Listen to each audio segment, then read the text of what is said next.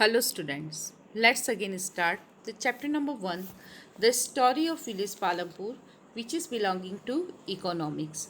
In previous class, in this chapter, we discussed about the topic of hypothetical village that is known as a Palampur. In this chapter, at first we introduce about some basic concept of the production and the organization of the production.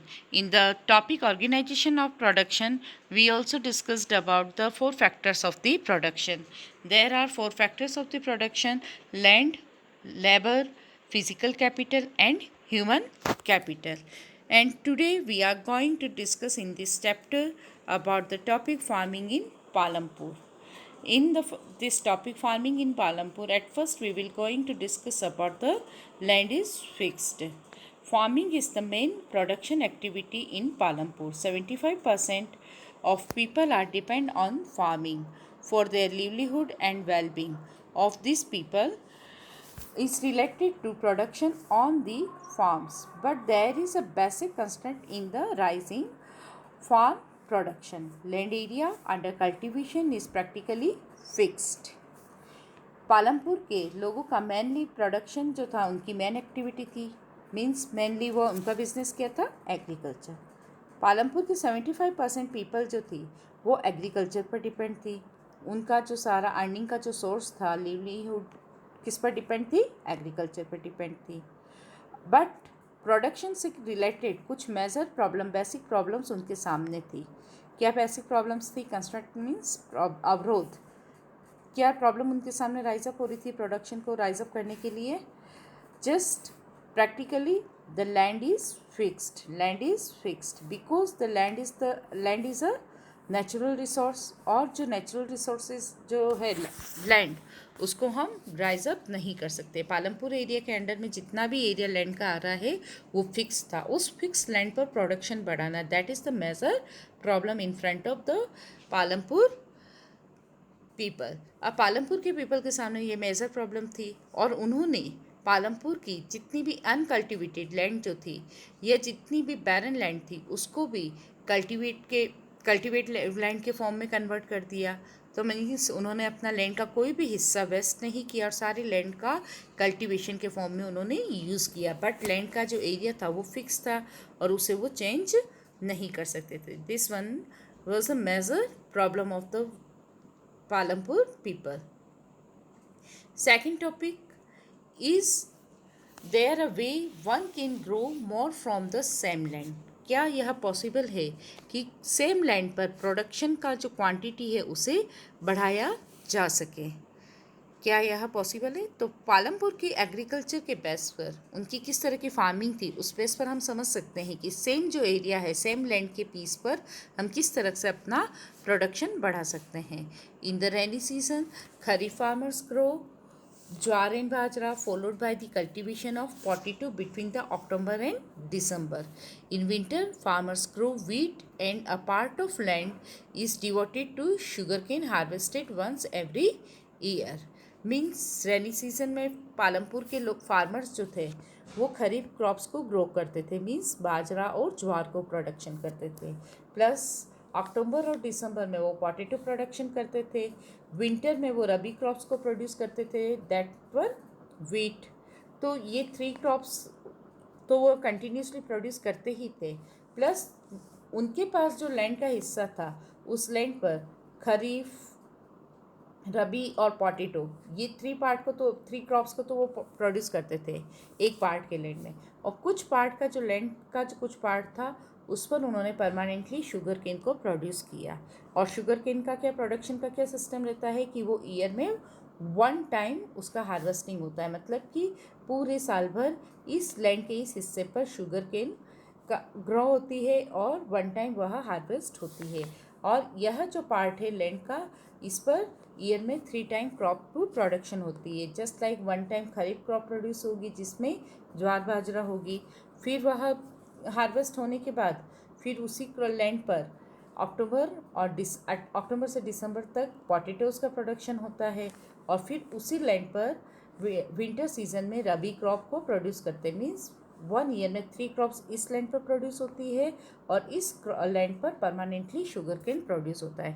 अब sugar cane year में 1 time cut होता है, उसको cut होने के बाद उसकी जागीरी बनती, गुड़ बनता है, जो कि वहाँ पर वो शाहपुर और रायगंज की मंडी में उसको सेल करते थे। प्लस शुगर बनाने की छोटी बड़ी इंडस्ट्रीज़ उन्होंने अपने यहाँ पर लगा रखी थी, जिससे उनको एक सप्लीमेंट्री ऑक्यूपेशंस और अर्निंग का सोर्स भी था, प्लस कई लोगों को एम्प्लॉयमेंट भी मिलता था। और ये सारी चीज़ें कब पॉसिबल थी कि ईयर में 3 टाइम क्रॉप को प्रोडक्शन करना प्लस 1 पार्ट पर शुगर कैन प्रोड्यूस करना। That is due to possible of this all thing the well developed irrigation. Due to well developed irrigation, farmers can grow 3 different crops. Electricity transferred the system to irrigation. In order to increase the production from a piece of land, we can use the process of multiple and modern farming.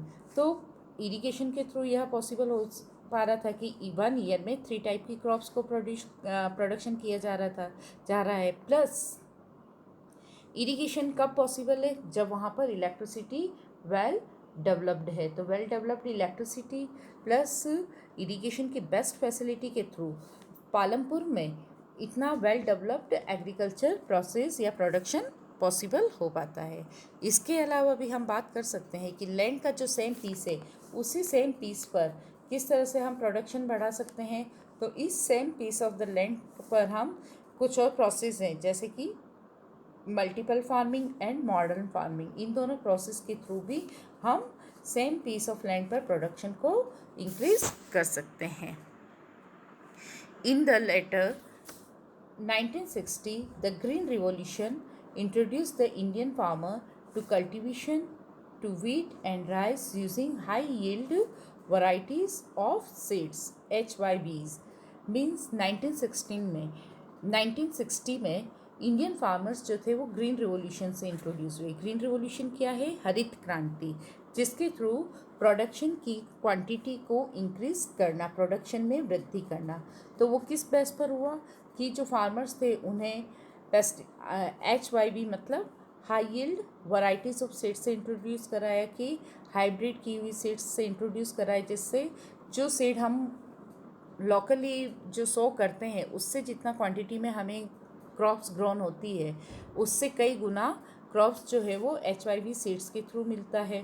Plus chemical fertilisers से introduce कराया, chemical based pesticide से introduce कराया, बहुत सारी best technology से related machine से भी हमें इंट्रोड्यूस कराया। तो इन सब का यूज़ करके हमने अपने प्रोडक्शन का राइज अप किया है, और यह सारा इंट्रोडक्शन हमें ग्रीन रिवॉल्यूशन के थ्रू मिला है।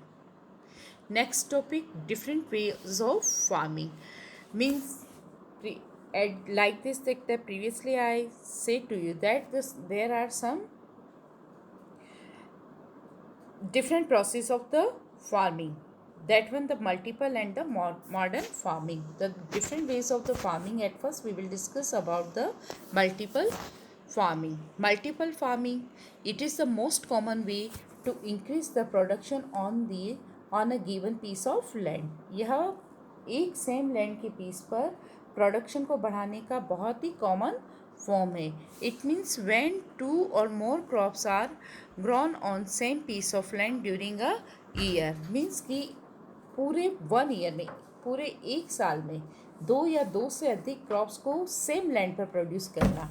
मतलब कि in during a year, what is the speciality about it, कि एक ही साल में during a year more than 2 और मोर देन 2 या 2 से अधिक क्रॉप्स को प्रोड्यूस करना, यह क्या कहलाता है? Multiple farming. In Palampur, jowar and bajra grown in the rainy season and potato produce in the October to December, and wheat is also produced in the winter season as a rabi crops. तो यह year में 3 crops को produce करता है, that is known as a multiple farming. And a part of the land is also produced sugar cane. Next one, the modern farming. The second process of the farming is known as a modern farming. Production on the same piece of land can be increased by adopting modern technique In this more cultivable area should be brought under high yield varieties of seeds, irrigation, tractor, harvester, and the modern machineries for high production of yield. Modern farming में क्या होता है कि better technology, best technology का use करते हुए production को increase करना, just like HYVs, high yielding varieties of seeds, irrigation की बेस्ट टेक्नोलॉजी का यूज़ करके, ट्रैक्टर और हार्वेस्टर का यूज़ करके, उसके अलावा केमिकल बेस्ड फर्टिलाइजर्स और पेस्टिसाइड्स का यूज़ करके जो हम प्रोडक्शन बढ़ाते हैं, that is known as a modern farming. Modern farming का जो एग्जाम्पल है उसे हम ग्रीन रिवॉल्यूशन को ले सकते हैं. Green revolution is also example of modern farming. With the help of this diagram, we can easily understand the modern farming. This is a farmland. In this farmland, the machinery is also used for the production, like this the harvester, tractors, and the other machines of the production. Then HYV seeds means high yield varieties of the seeds we also use for the increase the production. Then after the chemical based fertilizers and the chemical based pesticides we also use in the modern farming method. And for the production we use irrigation also. We have to need irrigation also, and the for fulfill this requirement we take help from the canal, pump set, dams. Come pump set है, dams है, canals है, इनके through हम irrigation करते हैं. और यह सारी सोर्स जो है इरिगेशन के, कैनाल है, पम्प सेट है, डैम्स है, यहाँ से वाटर को फार्म लैंड तक सप्लाई करना किसके थ्रू पॉसिबल होता है? इलेक्ट्रिसिटी के थ्रू यह इरिगेशन सिस्टम पॉसिबल होता है. तो वेल डेवलप्ड इलेक्ट्रिसिटी थी, इसलिए वेल डेवलप्ड इरिगेशन सिस्टम था.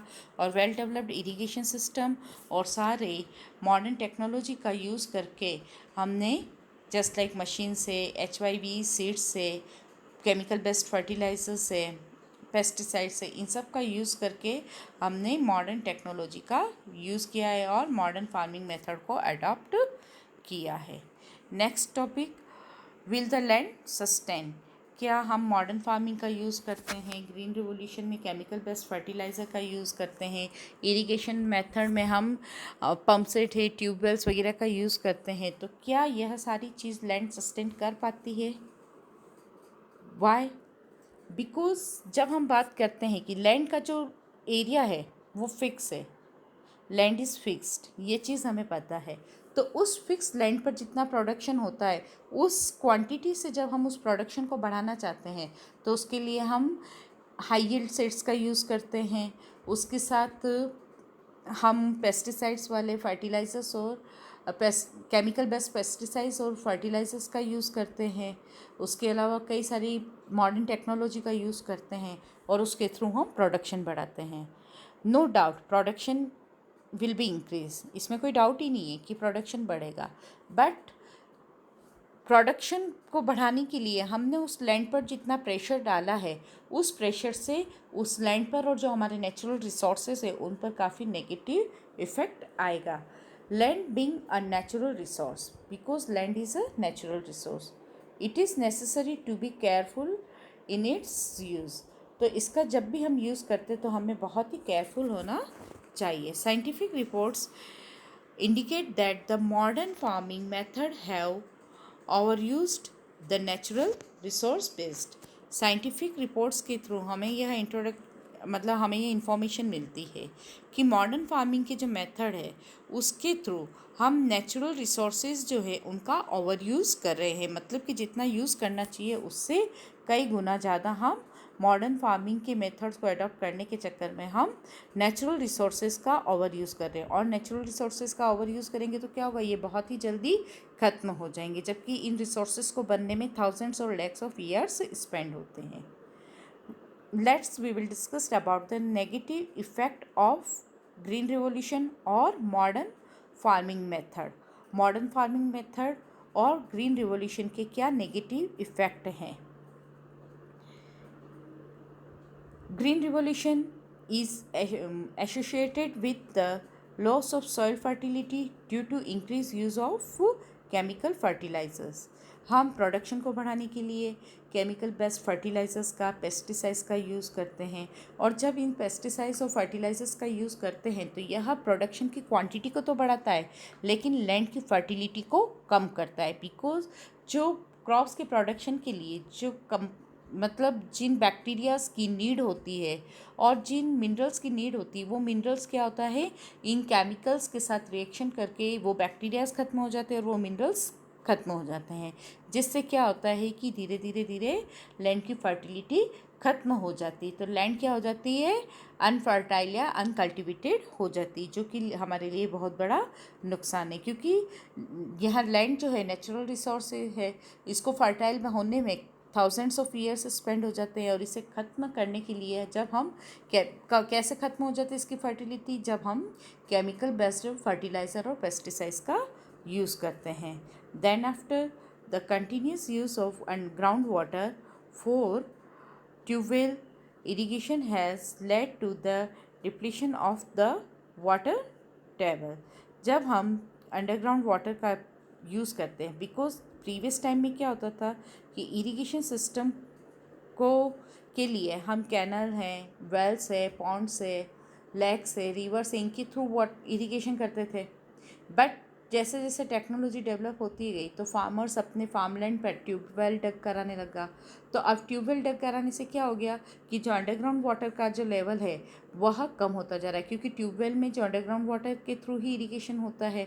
अब वो अंडरग्राउंड वाटर जब ट्यूबवेल के थ्रू बाहर आ जाता है तो ऑटोमेटिकली उसका लेवल कम हो जाता है। जबकि प्रीवियस टाइम पीरियड में हम लेक से, रिवर से, पॉन्ड से, वेल से, इनके थ्रू वाटर सप्लाई करते थे, इरिगेशन सिस्टम फॉलो करते थे। तो उससे वाटर जब हम सप्लाई करते थे तो हमारे अंडरग्राउंड वाटर पर इसका कोई भी नेगेटिव इफेक्ट नहीं होता था, वो एज इट इज़ उसका वाटर लेवल मेंटेन रहता था। लेकिन ट्यूबवेल्स के थ्रू इरिगेशन करने से अंडरग्राउंड वाटर लेवल ख़त्म होता जा रहा है। Environmental resources like soil fertility and the groundwater are built up over years. Once destroyed, it is very difficult to restore them। जब हम बात करते हैं कि इन्वायरमेंटल रिसोर्सेज की बात, तो अंडरग्राउंड वाटर है, सॉइल है, ये एक नेचुरल रिसोर्सेज है जिनको बनने में थाउजेंड्स ऑफ ईयर्स लग जाते हैं। लेकिन जब यह एक बार डिस्ट्रॉय हो जाता है तो इनको रिस्टोर करना काफ़ी डिफ़िकल्ट टास्क हो जाता है हमारे सामने। That's why we use of the environmental resources very carefully. We must take care of the environment to ensure future development of agriculture. अगर हम भविष्य में एग्रीकल्चर के फील्ड में डेवलपमेंट चाहते हैं और प्रॉपर वे में फार्मिंग करना चाहते हैं तो हमारे सामने जितने भी ये नेचुरल रिसोर्सेज हैं उनका हमें बहुत ही सेफली और वाइजली यूज़ करना चाहिए, जिससे हमारे इन्वायरमेंट जो है वो सेफ़ रहेगा। और अगर हमारा इन्वायरमेंट सेफ़ रहेगा then we will also assure about the future development in the field of agriculture. Thanks.